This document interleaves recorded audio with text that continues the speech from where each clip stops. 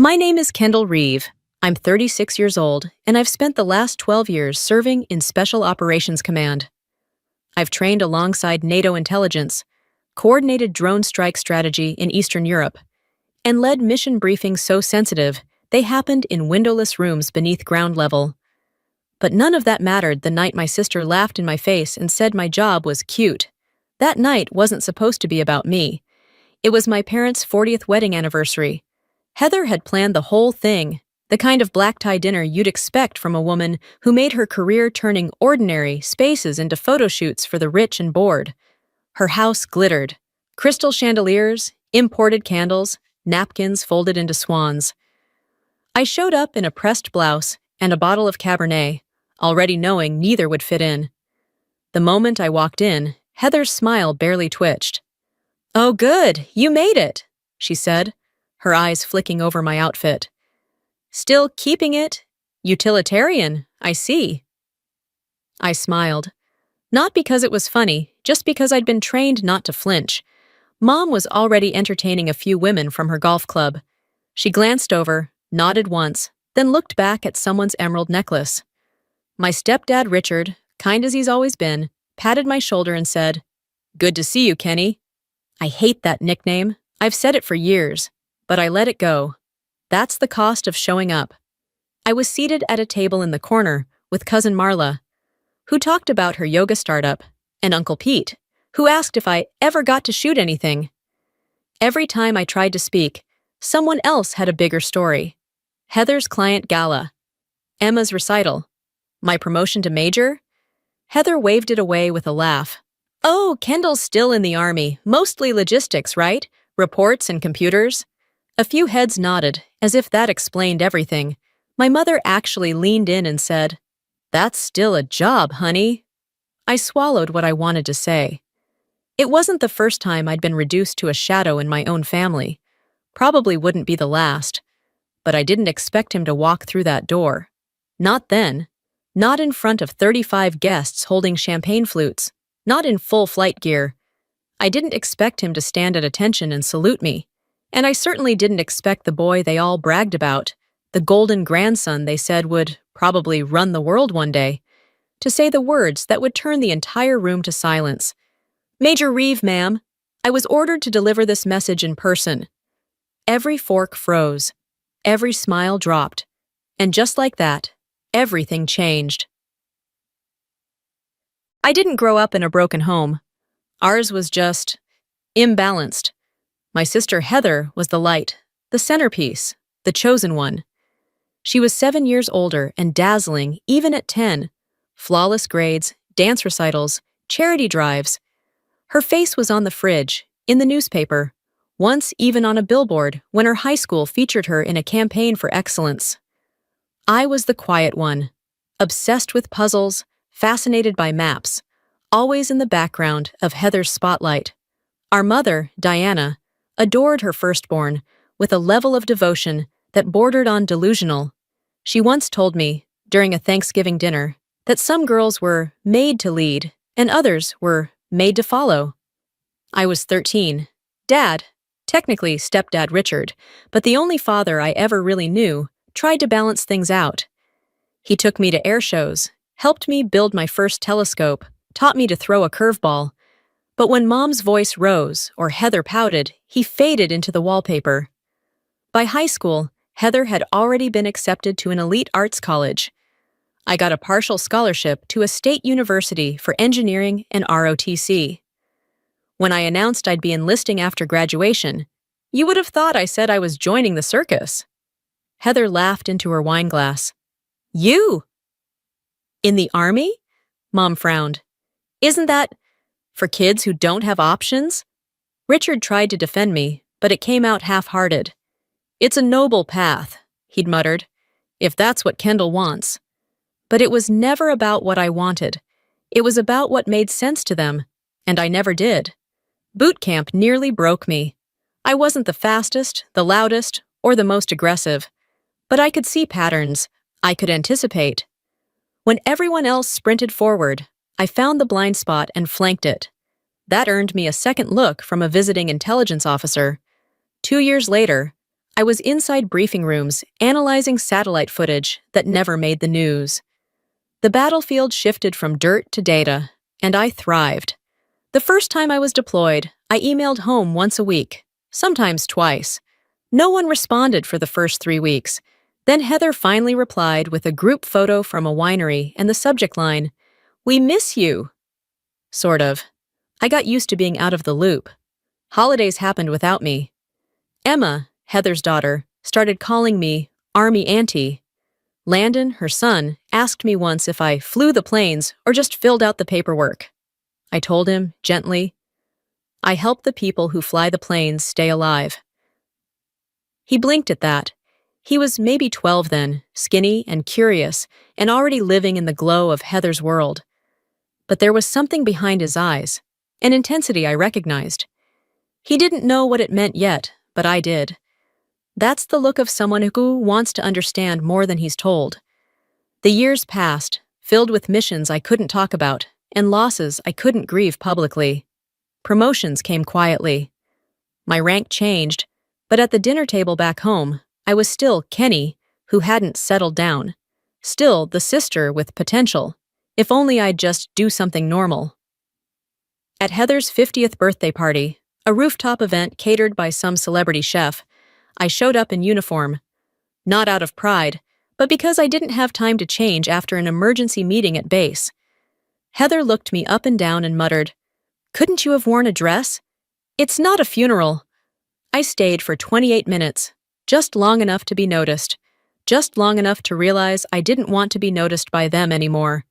So when I got the invitation, well, when Richard called to say they were doing something big for their anniversary, and that it would mean a lot if I came, I hesitated. Naomi, my best friend and teammate in intelligence, was the one who finally said it.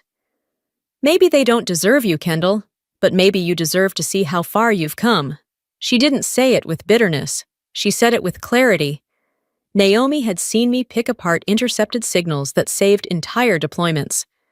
She'd seen me walk into debriefings with a laptop and walk out having prevented something awful from happening in a city no one could spell.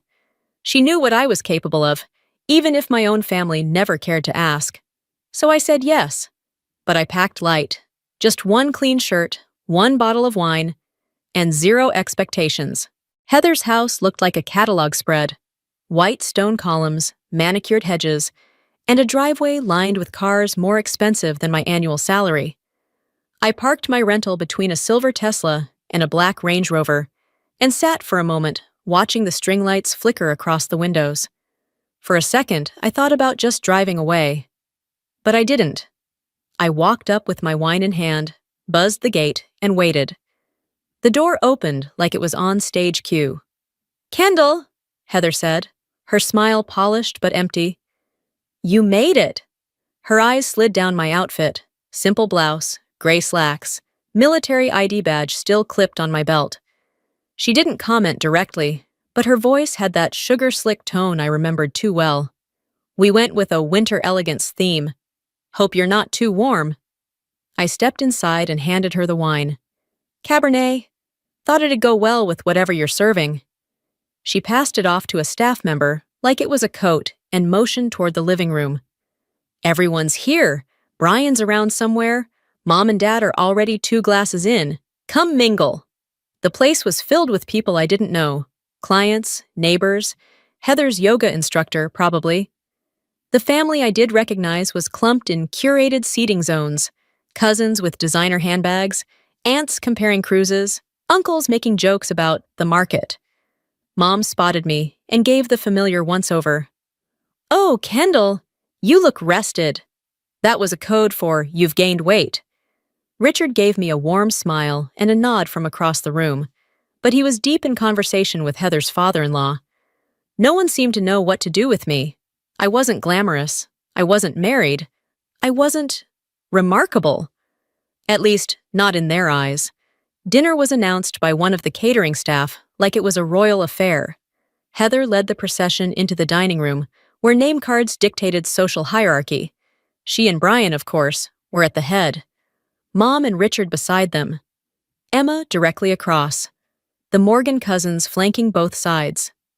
My name card?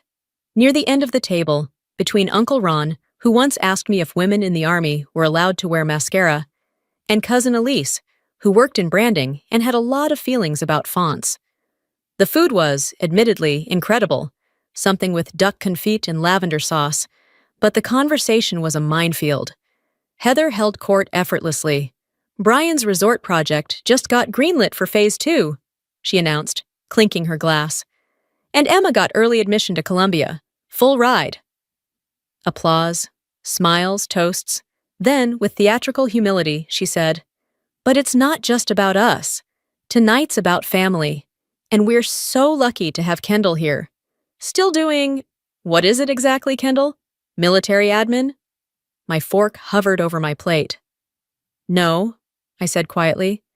"Tactical intelligence. I manage operational briefs for field teams overseas." "Oh," she said, blinking innocently. "So, spreadsheets?" A few people chuckled. Someone made a joke about me being the real reason the Pentagon needs more funding. I took a sip of water. "Last month, my analysis prevented an ambush on one of our transport units. We avoided casualties." "Wow," Cousin Elise said, clearly trying. "That's something." Heather turned to Emma. "Anyway, we're thinking about a summer in Tuscany. You'd love it. Villas, wine, maybe a little hot air balloon ride." I tried to hold my tongue. I did. But the way she brushed past everything I said, the way she refused to see me? "Must be nice," I said, not looking up. "Some of us don't get summers off." Heather's eyes narrowed. "Well, maybe if you'd chosen a career that didn't involve sleeping in tents and following orders." Mom gasped softly. Brian laughed under his breath. I set my fork down. "I don't follow orders. I issue them, and those orders keep people alive." The table quieted for just a moment. Then Uncle Ron said, "Well, I think what Kendall's trying to say is that every job matters, even the behind-the-scenes ones." I stood up, suddenly hot under the collar. "Excuse me?" In the hallway, I gripped the stair rail until my fingers ached.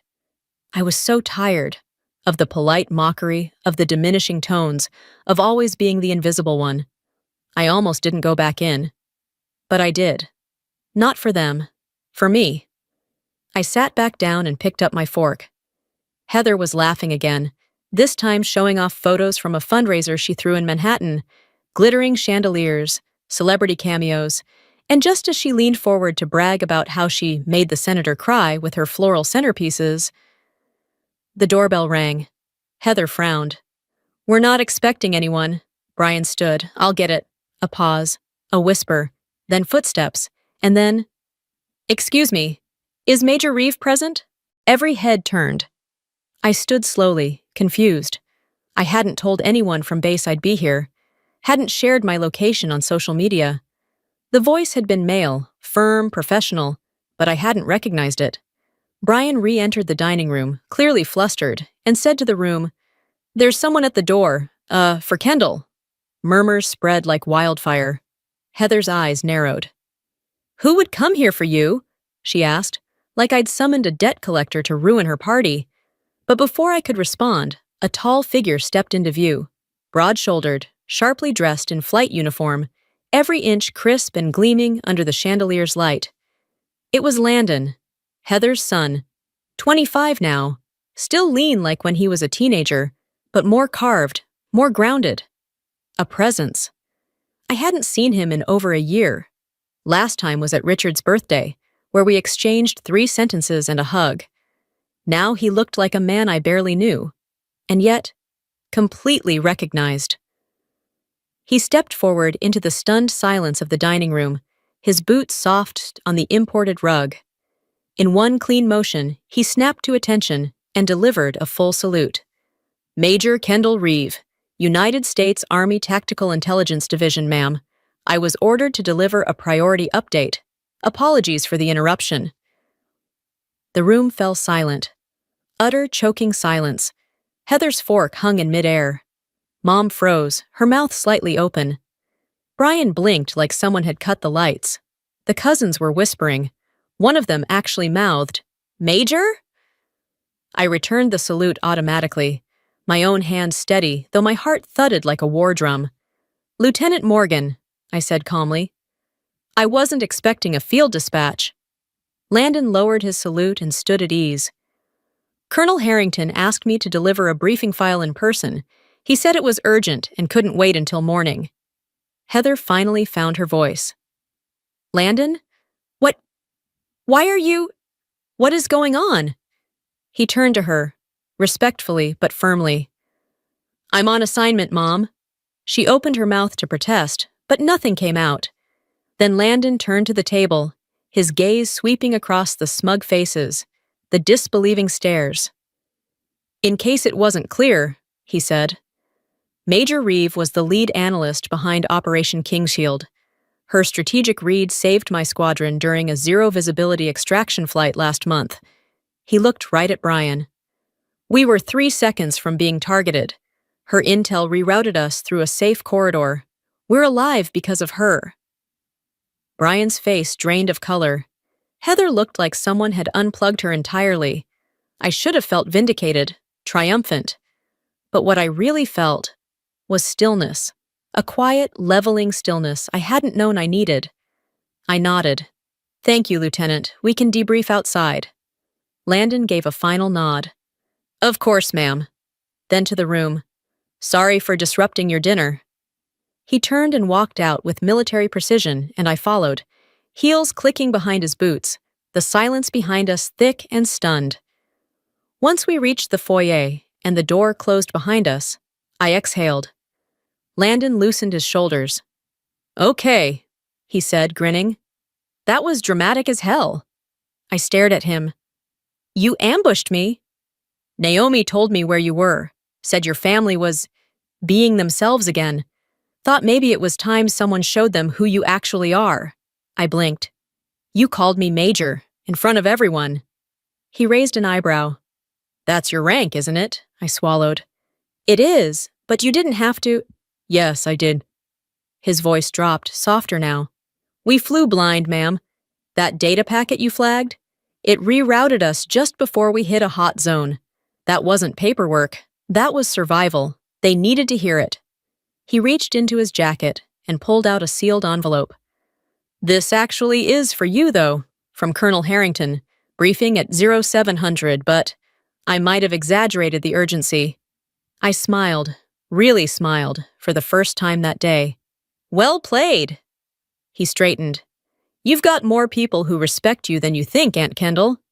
He saluted again, but this time with a smirk. "See you at the base." Then he was gone, and I was left in the quiet entryway, holding an envelope and 100 unspoken words behind me. Back inside, they were still frozen in their seats, but something had shifted. And not just in them, in me. The next morning, I was back on base by 0645. The sun had barely cleared the mountains, and the desert air was sharp with silence. I wore my uniform not as armor, but as clarity. I didn't need to prove myself anymore. Not to them. Colonel Harrington's briefing was swift. New intel from the Syrian corridor, chatter patterns, satellite pings near the Turkish border. My mind clicked into place. Threat assessment, trajectory mapping, predictive analysis. It was work that mattered, quietly, consistently, without applause. After the meeting, I found Naomi in the corner office with 2 coffees. She handed me one without a word. I raised an eyebrow. "You told him." She smirked. "Landon reached out last week. Said he was tired of being talked about, not to. Figured he deserved to know the real you." I shook my head. "He didn't have to go that far." Naomi sipped her coffee. "You deserved that moment, Kendall. He just gave the room permission to see it." Later that afternoon, base security called. "Heather Morgan, civilian, requesting entry." I hesitated, then nodded. "Escort her to conference room B." She walked in wearing heels, a tailored coat, and no makeup. It was the most un-Heather she had ever looked. She sat quietly and folded her hands like she'd practiced the gesture. "I'm sorry," she said, "for all of it." I didn't respond at first. She continued. I didn't understand. I didn't try. I assumed your world was small because I couldn't see it. But it's me who's been small. Her voice cracked on that last part. It surprised me.